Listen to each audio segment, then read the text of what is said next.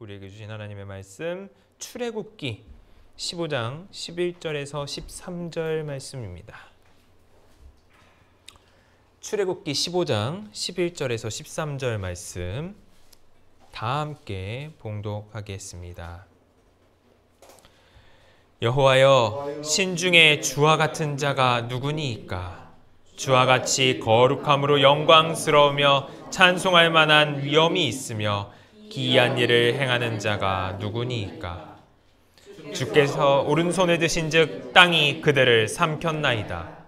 주의 인자하심으로 주께서 구속한 백성을 인도하시되 주의 힘으로 그들을 주의 거룩한 처소에 들어가게 하시나이다. 아멘. 잠깐 기도하시고 오늘 말씀 전하겠습니다. 하나님 아버지 감사합니다. 오늘 우리에게 주님을 만나게 하시고 주님의 말씀 앞에 우리가 고개 숙이게 하시고 듣게 하시니 감사합니다. 이 시간 주님 친히 우리의 귀를 열어주셔서 우리의 마음을 열어주시고 우리의 영을 열어주셔서 주님과 함께 상통하며 주님의 말씀을 더욱더 깊이 받아들이며 우리가 우리 마음속에 주님의 법을 새겨서 자연스럽게 주님의 뜻대로 살아갈 수 있도록 주여 우리를 인도하여 주옵소서. 예수님의 이름으로 기도합니다. 아멘. 네.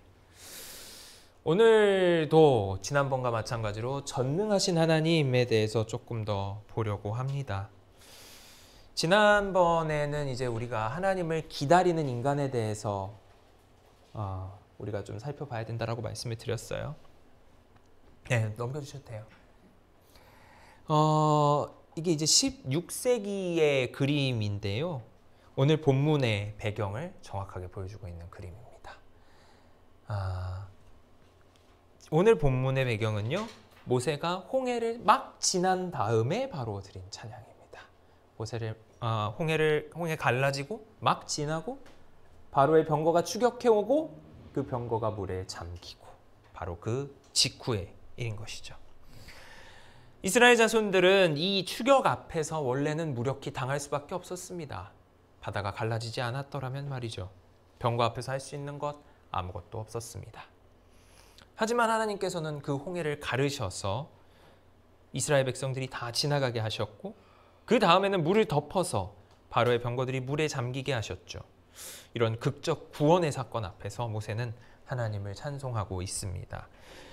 그러면 여기서 우리가 하나 생각해 볼 것이 있습니다. 이런 하나님의 구원을 우리가 성경에서 많이 봐놓고서 왜 그 앞에서 다급해 하는가? 인간이 너무 다급하다. 이유들을 조금 추려봤어요. 예, 이렇게 좀 추려봤는데요. 지난번에는 잠깐 말씀드렸던 게 이제 교회가 어떤 전도에 대한 열정 때문에 그것 때문에 다급했다. 전도에 대한 열정으로 다급하다라고 말씀을 드렸습니다. 이런 다급함을 크게 보여주는 예시가 다음 슬라이드 넘어가 주시면 이 존 모트라는 사람이 있는데 이분이 이제 선교학 쪽에서는 굉장히 유명한 분이더라고요. 이 세대 안에 세계를 복음화하자, 주님께 드리자 이런 슬로건을 만드신 분이에요. 이게 1910년에 에든버러 대회라고 하는 이 전 세계 이 에큐메니컬 선교 대회에서 슬로건이었습니다. 이 슬로건 덕분에 많은 학생들, 특히 미국에 있는 많은 학생들이 선교사로 자원하고 그 선교사로 자원한 학생들이 언더우드, 아펜젤러 이런 우리나라에 들어온 선교사들이 많이 있었습니다. 물론 이런 동양의 이 조그만 나라에 복음이 전해지는 순기능도 가지고 있었죠. 하지만 이런 슬로건은 어찌 보면 작은 오류를 가지고 있다고도 볼 수 있겠습니다. 하나님은 세계를 구원하려고 하셔요. 교회는 그걸 알고 있습니다. 그런데 하나님께서 언제 그것을 행하시고 어떻게 그것을 행하시는지에 대해서 인간 측에서 마음대로 재단하고 있다라는 문제가 있을 수 있겠습니다. 그러니까 하나님이 전능하시다라고 하는 것을 지난 시간에 제가 하나님은 자기 자신이 원하시는 바를 자기 자신이 원하시는 방법대로 행하신다라고 말씀을 드렸는데 거기에 대해서 시간이나 방법을 인간 차원에서 정해버리는 거예요. 이렇게 해야 한다라고 말이죠.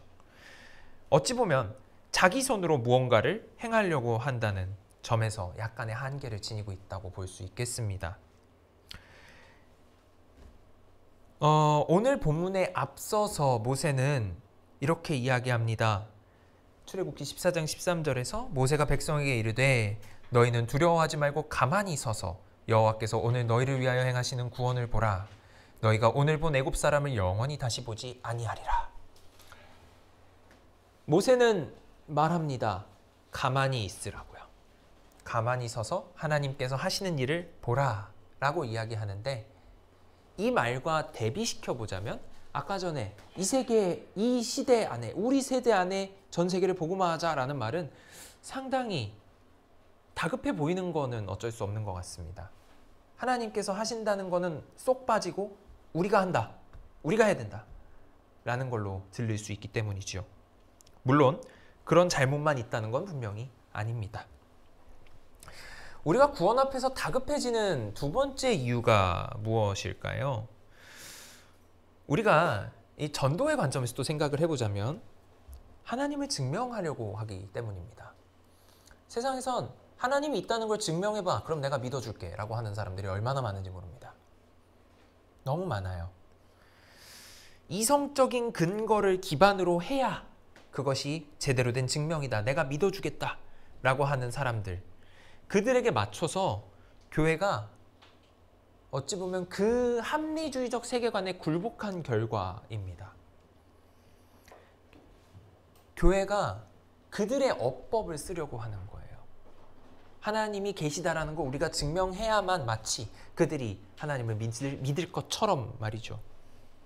그러다 보니 교회는 세계를 변혁시키려면 교회의 순수한 것을 가지고 이렇게 해야 됩니다 라고 말을 해야 하는데 그러지도 못하고요. 혹은 세계와 나란히 서서 당신들은 이렇게 얘기하지만 우리는 이렇게 얘기합니다 라고 말하지도 못하고요. 오히려 어떤 부분에서는 우리가 세상에 모든 걸 맞추려고 노력합니다. 그렇게 하나님을 그들에게 맞춰서 설명하려다가 정작 중요한 하나님을 놓치는 거죠. 그 하나님에 대해서 그럼 여기서 질문이 있습니다. 증명할 수 있나요? 하나님을 증명할 수 있습니까? 과학적인 방법으로는 당연히 안 되고, 우리가 성경을 갖고 증명하려고 하면 그들은 이거를 증거 수단으로 인정해주지 않거든요. 그렇다면 우리가 하나님을 증명할 수 있는 방법은 없다고 보는 게 맞을지도 모르겠습니다. 거기에 대해서 욥은 이렇게 이야기합니다. 욥이 여호와께 대답하여 이르되 주께서는 못하실 일이 없사오며 무슨 계획이든지 못 이루실 것이 없는 줄 아오니 무지한 말로 이치를 가리는 자가 누구니이까? 나는 깨닫지도 못한 일을 말하였고 스스로 할 수도 없고 헤아리기도 어려운 일을 말하였나이다.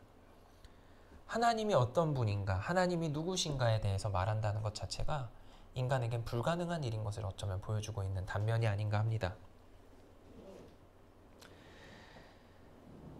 그런데 이제 이런 하나님을 증명하는 것이 안 된다는 건 우리도 어느 정도 알고 있어요. 그러다 보니까 세 번째 함정에 빠집니다.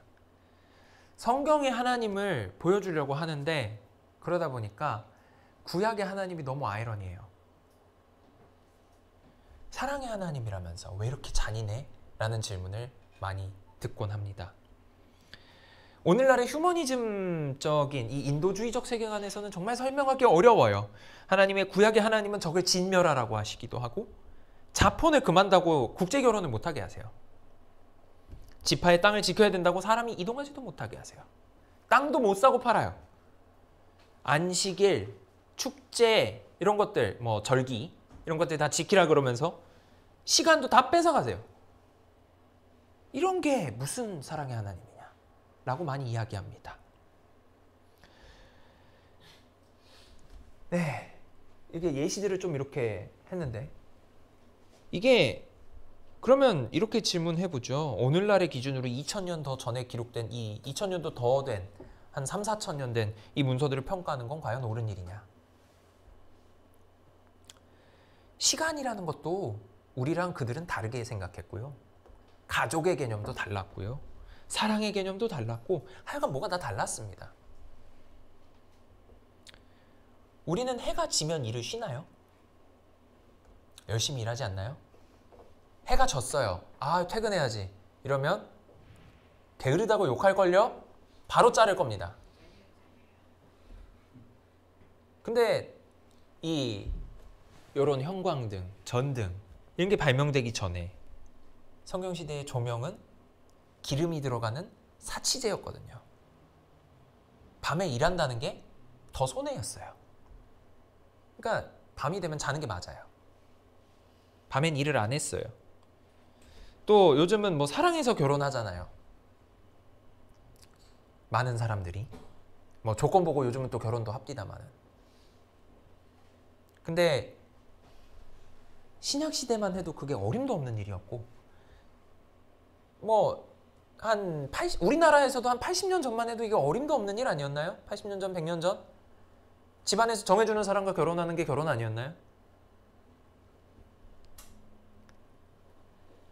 그러니까 이 고대 히브리 언어, 3000년도 더 된 말, 그리고 로마 제국의 언어였던 헬라어, 이것으로 설명된 하나님이 우리가 지금 생각하는 하나님의 모습과 맞지 않다라고 불평하는 것은 어찌 보면 당연한 일이에요.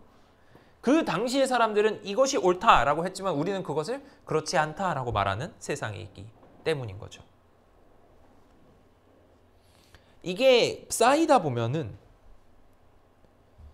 하나님이 우리 자유를 억압한다고 생각하기도 합니다. 사회주의를 외치신 분들도 그런 얘기를 했지만 사회주의자가 아닌 분들도 이렇게 많이 말씀하시더라고요. 네, 뭐 이거는 이념과는 상관없는 일이더라고요. 오히려 자유주의를 강하게 외치시는 분들조차도 하나님이 왜 이렇게 많은 거를 뺏어가느냐라고 이야기를 많이 하십니다. 그러니까 우리 자유를 억압한다는 거예요. 오늘날의 현대인의 세계관 어떻습니까? 자기 스스로 모든 것 할 수 있다라고 얘기하죠. 모든 것을 해야 된다라고 얘기합니다. 인간은 모든 것에서 자유로운 존재라고 이야기해요. 다른 인간은 아닐지라도 적어도 나는 딴 사람보다는 조금 더 자유로운 것. 이게 더 좋은 것이라고 이야기하죠. 돈이 많은 사람은 돈이 적은 사람보다 더 자유롭고 권력이 많은 사람은 권력이 적은 사람보다 더 자유롭죠.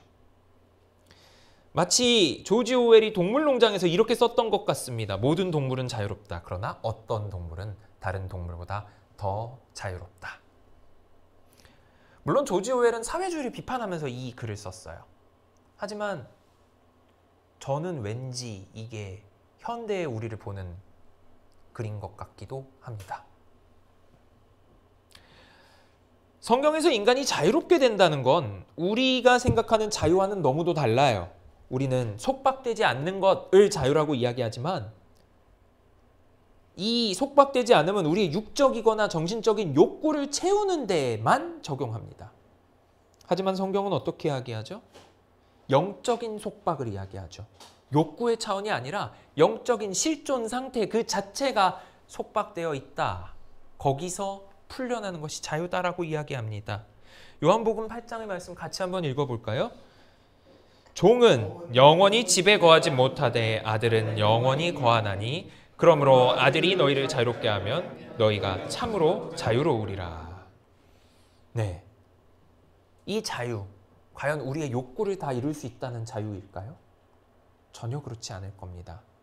이 앞에서 예수님은 진리가 너희를 자유케 한다라고 이야기하셨기 때문입니다. 또 하나 더 있다면 인간이 자기 자신의 미래를 개척할 수 있다는 환상에 사로잡혀 있습니다. 네, 이거는 어찌 보면 전형적인 미국적 사고예요. 그리고 또 어찌 보면 전형적인 한국적 사고이기도 합니다. 열심히만 하면 내 미래를 바꿀 수 있을 것이다. 그러니 그걸 잘하는 어떤 인간을 보고 그 인간이 환경을 이겨내는 것을 보고 너도 그를 따라서 개척해봐라. 우리는 복음도 이렇게 해석합니다. 복음에 나오는 이 성경에 나오는 여러 인물들을 보고 본받아라. 그러면 너의 삶이 개척될 것이다. 이렇게 이야기하죠. 근데 이거를 부정하고 싶어서 이 자유를 가지고 우리가 자꾸 인간적인 선악에 연결을 시킵니다. 인간적인 정의, 인간이 생각하는 정의. 인간이 생각한 도덕적 정의, 법적 정의 요거를 실현하려고 노력하는 게 그 자유라고 보는 거예요. 근데 성경은 뭐라고 하죠? 악을 갚는 것을 옳다고 이야기하나요? 잠언의 말씀 같이 읽어보겠습니다. 너는 악을 갚겠다 말하지 말고 여호와를 기다리라. 그가 너를 구원하시리라. 그러니까 이 문제는 결코 새로운 게 아닌 겁니다. 선악을 결정하는 것, 이건 인간의 몫이 아니라는 게 성경의 아주 중요한 메시지예요. 모든 만물이 똑같이 힘들고 피곤하고 사람은 뭔가 새로운 것을 하려고 하지만 다 거기서 거깁니다. 인간이란 한계는 바뀌지 않았고 성경은 이미 옛날부터 인간의 한계를 지적했습니다. 너는 그걸 넘을 수 없다고 선을 긋습니다. 그게 성경이 보는 비관적 인간이죠. 우리 9절만 한번 읽어볼까요? 이미 있던 것이 해 아래에는 새 것이 없나니. 네, 다 똑같다는 겁니다. 그러면 왜 이런 다급함, 이걸 알면서도 우리는 이 말씀을 너무 많이 들어서 알아요. 근데 왜 하나님을 못 믿고 자꾸 우린 급해지냐고요. 왜 그럴까요? 현실이 너무 고통스러워서입니다. 뭐가 있겠어요? 우리가 견뎌내기에는 이 현실이 너무 고통스럽기 때문입니다. 우리는 우리 현실 앞에서 절망하고 고통받죠. 도와줄 이는 없는 것 같아 보이고 우리 앞을 막고 있는 벽이 너무 높아 보입니다. 마치 20m 넘는 사이즈의 쓰나미 앞에 단독으로 서 있는 인간같이 말이죠. 이런 절망적인 현실을 눈앞에 두고 있을 때면 우리 크기는 더욱 작아 보여요. 그렇게 작아 보이는 존재고 사실 그게 맞습니다. 그게 현실이에요.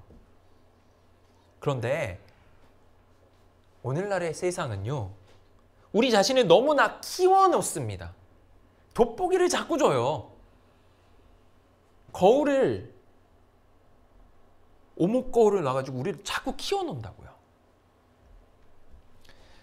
숨이 차오를 듯한 극한의 상황 가운데 놓여야만은 인간이 자기가 보고 있던 게 오목거울이었구나, 진짜 내가 아니었구나, 내 사이즈는 이 정도가 아니구나를 알게 됩니다. 오늘의 본문에서 이스라엘 백성이 그랬습니다. 앞에 보이는 건 이제 넘어갈 수 없는 홍해 바다예요. 헤엄쳐가기엔 가져갈 게 너무 많아요. 짐을 다 싸들고 나왔으니까. 뒤에는 바로의 병거가 추격해옵니다. 그러면 어떻게 해야 되죠?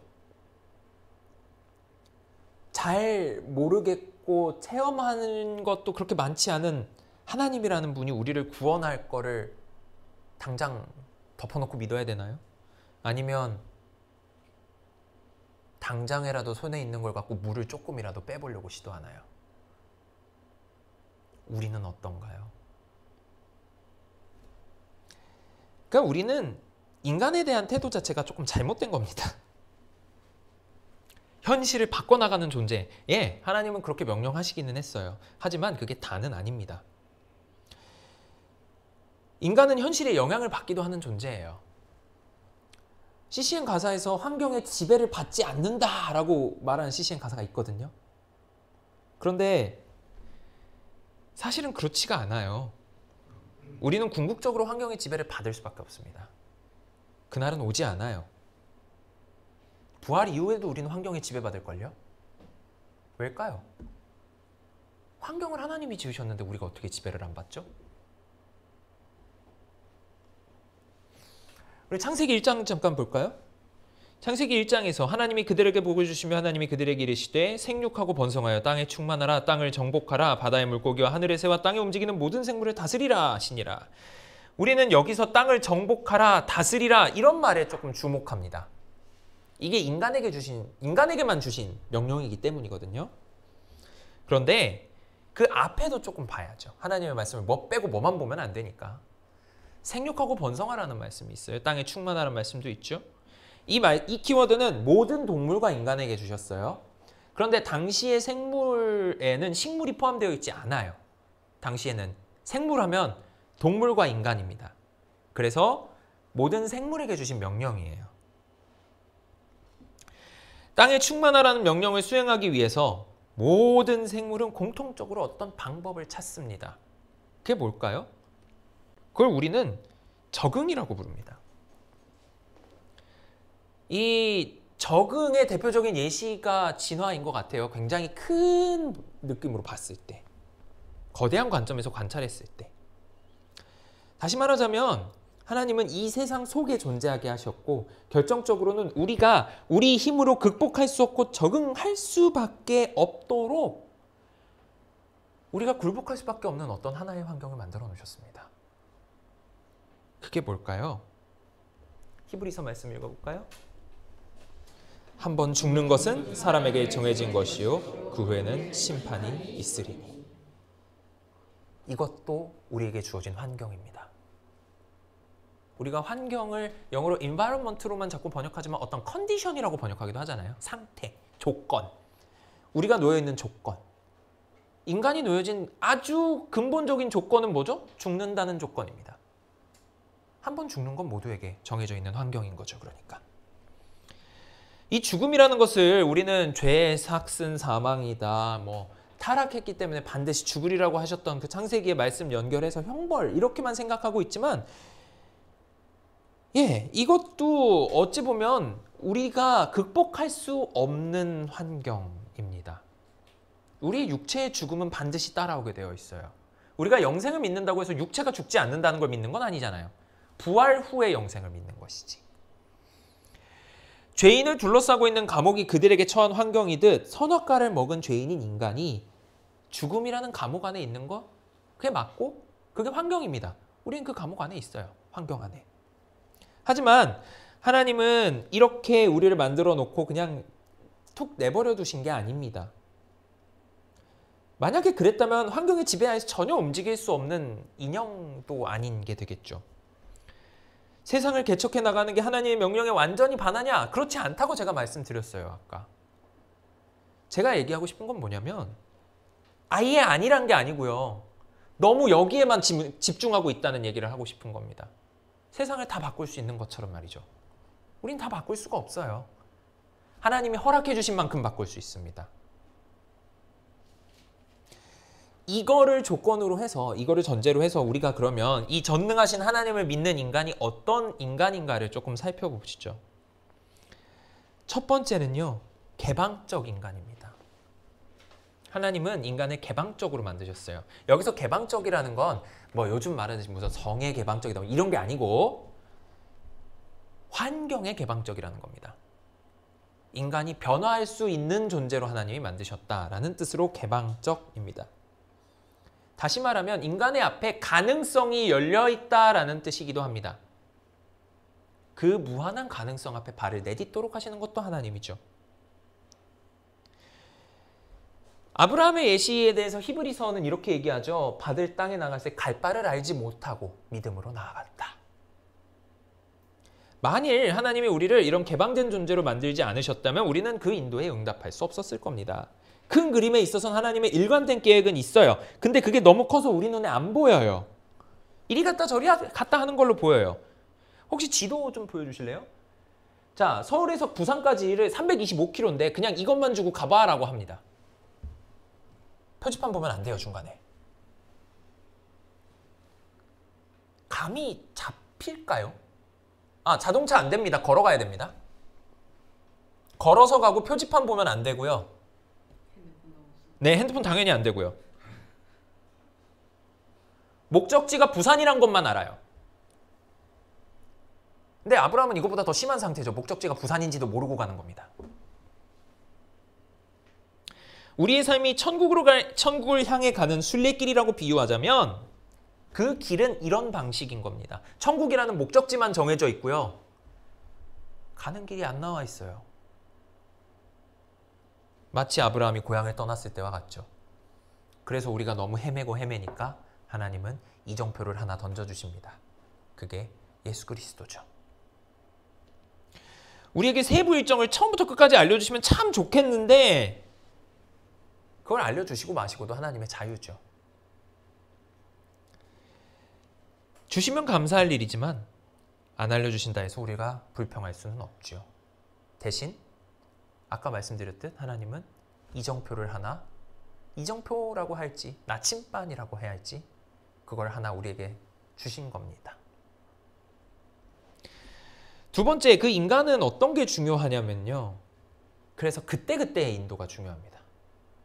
그때마다. 왜냐하면 무한히 바뀔 수 있기 때문에. 때로는 그 인도하심이 우리 주변에 있는 것을 통해 나오기도 해요. 다시 말하자면 우리 주변에 있는 것, 환경.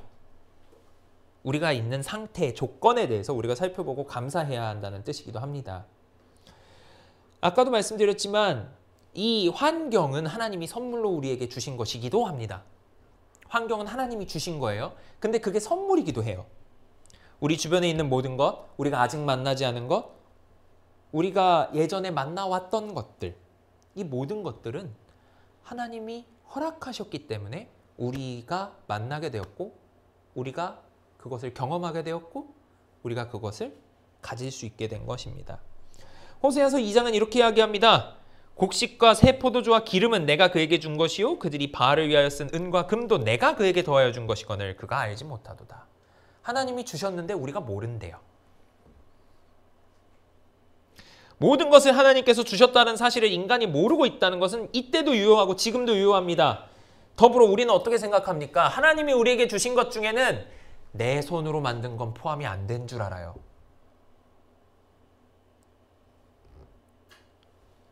내 손으로 만든 건 하나님이 주신 게 아닐까요? 자, 이거에 대해서는 다음 시간에, 다음번에 다루겠습니다. 이거는 또 이것만 또 엄청 다뤄야 될 것 같아요. 에스겔서에서도 이렇게 이야기합니다. 네가 또 내가 준 금, 은 장식품으로 너를 위하여 남자 우상을 만들어 행음하며 내가 준 것 같고 넌 뭘 만든 거냐? 라는 이야기입니다. 네, 요것에 대해서는 말씀드렸듯이 다음번에 하겠습니다. 자, 그래서 성경은 인간을 뭐라고 이야기한다? 하나님을 잠잠히 기다리는 인간이라고 이야기한다. 근데 여기서 기다리다라는 이미지는요, 우리가 좀 착각하게 하기 쉽습니다. 이 기다린다라는 것은 우리가 손 놓고 그냥 멍하니 이렇게 서 있는 게 아니에요. 여기서 기다린다는 건 하나님이 명령하시길 기다린다. 우리 앞에 주신 일을 하나님의 명령으로 받아들인다. 하나님이 우리에게 주신 선물로 받아들이고 그것을 감사히 받고 해나가는 인간이다. 라는 차원에서 하나님을 기다리는 인간입니다. 인간의 타락에 대해서 제가 우리 화요일 모임 계속 가지면서 여러 번 말씀을 드렸죠. 선악과는 인간이 하나님 없이 지혜를 찾으려고 했던 것에서 출발했다. 하나님 없이 스스로 무언가를 해보려고 했고 하나님 없이 독립된 존재로 있으려고 했기 때문에 타락이 시작되었다. 그건 뭘까요? 인간이 가지고 있는 어떤 자신을 확장시켜 나가는 기제예요. 자신의 주변에 있는 모든 것을 정복하면서 자신을 확장하려고 합니다. 그런데 하나님은 일하는 것에 있어서도 어떻게 해야 할지를 약간 보여주신 게 있더라고요. 창세기 2장 19절 말씀 같이 한번 읽어보겠습니다. 여호와 하나님이 흙으로 각종 들짐승과 곡종 새를 지으시고 아담이 무엇이라고 부르나 보시려고 그것들을 그에게로 이끌어 가시니 아담이 각 생물을 부르는 것이 곧 그 이름이 되었더라. 그러니까 이 인간이 동물들에게 이름을 주는 것, 아담이 동물들에게 이름을 주는 것은 아담이 관리하도록 이름을 붙이는 과정이에요. 관계를 맺는 과정이죠. 우리는 그것을 일종의 정복의 과정으로 이해해 왔습니다. 하지만 잘 보면 무엇이라고 부르는지 보려고, 다시 참고로 좀 봐주세요. 네. 무엇이라고 부르나 보시려고 이끌어 가셨다라고 적혀 있어요. 그건 뭘까요? 하나님이 친히 이끌어 가시고 친히 모든 과정을 보고 계셨다라고 우리는 해석할 수 있습니다. 동물을 데리고 가서 너 뭐라고 하는지 보고 계시는 거예요. 얘한테 뭐라고 이름을 붙일까? 어떻게 하고 있을까? 하고 보고 있는 겁니다. 네, 그래서 인간이 동물과 피조세계와 관계를 맺는 것 하나님이 허락하신 거예요. 하나님이 그렇게 하도록 하셨습니다. 그것을 옳게 쓰는지 잘못 쓰는지도 보고 계신 거예요. 인간이 인간이 관리를 잘못하는 건 두 가지 방향입니다. 관리를 하지 않는 게 있고요. 관리를 지나치게 하는 거예요. 어떤 거냐? 관리를 안 하는 거는 이 동식물이 나의 우상이 되는 겁니다. 관리하라고 주신 환경이 나의 우상이 되는 거예요. 내가 그 밑으로 가는 겁니다.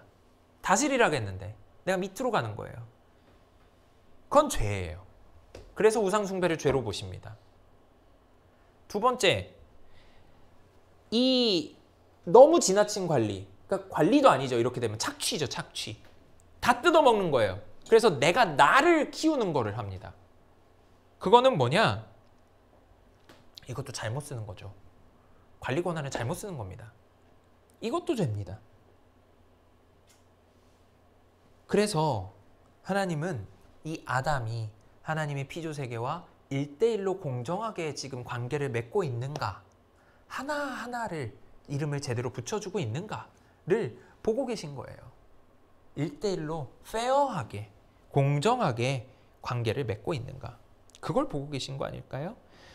하나님은 인간에게 대리전권자, 조금 어려운 말인데 이게 외교 쪽 언어더라고요. 어떤 대통령이나 한 국가의 수장이 대리전권자로 세운 사람은 다른 나라에 가서 일을 할 때 마치 그 대통령이나 왕인 것처럼 일을 해요. 그 정도의 권한이 있어요.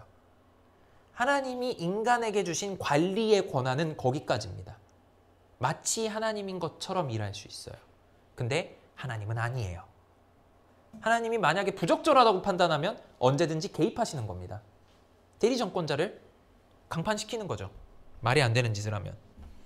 그래서 우리는 오직 대리자로서 창조 세계를 관리하는 거고, 하나님께서 모든 것을 하실 수 있는 온전한 정권자라는 것을 우리 그 관계를 조금 기억해야 할 것 같습니다. 우리는 하나님이 권한을 주셔서 그렇게 하고 있는 것이다. 그러면 어떻게 해야 되나요? 위에서 하라는 대로 해야죠. 기다려야 됩니다. 그래서 우리는, 성경은 인간이 하나님의 말씀을 잠잠히 기다려야 된다라고 그렇게 강조합니다. 하나님이 우리를 대리정권자로 세우셨다라는 것을 어디서 볼 수 있나요? 시편 8편입니다. 5절 한번 보실래요? 그를 하나님보다 조금 못하게 하시고 영화와 존귀로 관을 씌우셨나이다. 주의 손으로 만든 것을 다스리게 하시고 만물을 그의 발 아래 두셨으니. 하나님보다 조금 못하게 하셨대요. 그리고 만물을 그의 발 아래 둬서 관리하게 하신 거예요. 하나님이 더 위에 계시니까. 우리가 정말 하나님의 뜻대로 관계를 가지려면 어떻게 해야 돼요? 하나님한테 물어봐야죠. 그래서 인간은 대리정권자인 동시에 하나님과 무한한 관계 안에 있어야 합니다. 결론을 내려볼까요? 우리가 할 수 있는 모든 것을 하실 수 있는 하나님께서 그보다 조금 못하게 하신 대리 통치자인 인간에게 허락해 주셨기 때문에 할 수 있는 겁니다. 그게 성경이 말하는 인간이고요. 인간은 모든 것을 할 수 있지만 동시에 모든 것을 할 수는 없습니다. 정권을 위임받긴 했지만 대리자가 뭔가 잘못하면 완전히 그르치기 전에 원래 권한이 있는 분이 개입하실 거예요. 그러니까 그 전에 애초에 잘못하고 싶지 않으면 하나님께서 뭘 하고자 하시는지 알아놓는 게 더 편한 방법 아닐까 하는 겁니다. 기다림, 하나님께 여쭤보는 거, 이걸 우리가 뭐라고 부르죠? 기도라고 부릅니다. 우리는 이렇게 다급한 이유는 다시 말해서 하나님을 믿지 못하기 때문입니다. 하나님의 능력을 믿지 못하든지, 하나님보다 내가 할 수 있는 게 더 많아 보이든지, 아니면 당장 내 현실이 너무 어려워서 그럴 수 있어요. 하지만 기다리십시오. 하나님은 전능하시니 당신께서 원하실 때 언제든 개입하시려고 기다리고 계십니다. 최상의 때를 노리고 계십니다. 그러면 우리는 기다리는 대리자로서 하나님이 뭘 만드셨는지를 조금 더 살펴보아야겠지요. 그 만드신 것이 무엇인지를 알게 되면 우리는 우리가 무엇과 어떻게 관계를 맺고 그것을 어떻게 관리해야 할지까지도 알게 되기 때문입니다. 그래서 적용을 해보자면요. 여러분은 문제 앞에서, 어려움 앞에서, 골치 아픈 일들 앞에서, 아름다움 앞에서, 편한 길 앞에서, 쉬운 길 앞에서 전능하신 하나님이 모든 것을 관장하고 계시고 우리에게는 그것을 단지 위임하셨다는 것을 깨닫고 감사하며 기다리실 수 있겠습니까? 여러분은 무엇을 기다리시겠습니까? 함께 기도하겠습니다.